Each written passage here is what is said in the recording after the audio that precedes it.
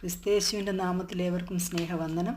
ഇന്ന് നാം പഠിക്കുന്ന വേദഭാഗം 1 പത്രോസ് 5:7. അവൻ നിങ്ങൾക്കായി കരുതുന്നതാകിയാൽ നിങ്ങളുടെ സകല ചിന്താകുലവും അവൻ്റെ മേൽ ഇട്ടുകൊള്ളുവീൻ. ആമീൻ.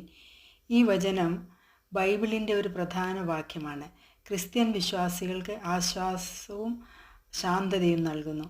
ഈ വചനം നമ്മോട് പറയുന്നത് നമ്മുടെ എല്ലാ ചിന്തകളും ആശങ്കകളും ഭയങ്ങളും ദൈവത്തിൽ സമർപ്പിക്കുക.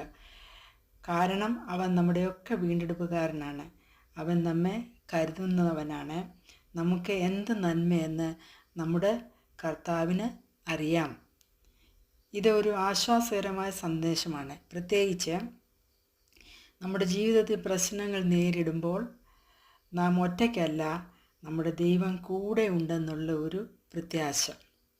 നാം ഈ ലോകത്തിൽ ജീവിക്കുമ്പോൾ പ്രതിസന്ധികളും ദുഃഖങ്ങളും ഒക്കെ തരണം ചെയ്യേണ്ടി വരും.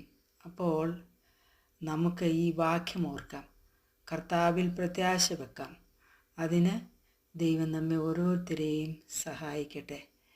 എന്നെ ശ്രവിച്ച നിങ്ങളുടെ ഏവരോടുമുള്ള നന്ദി രേഖപ്പെടുത്തുന്നു. എല്ലാവർക്കും നല്ലൊരു ദിനം ആശംസിക്കുന്നു. ദൈവം എല്ലാവരും ധാരാളമായി അനുഗ്രഹിക്കട്ടെ.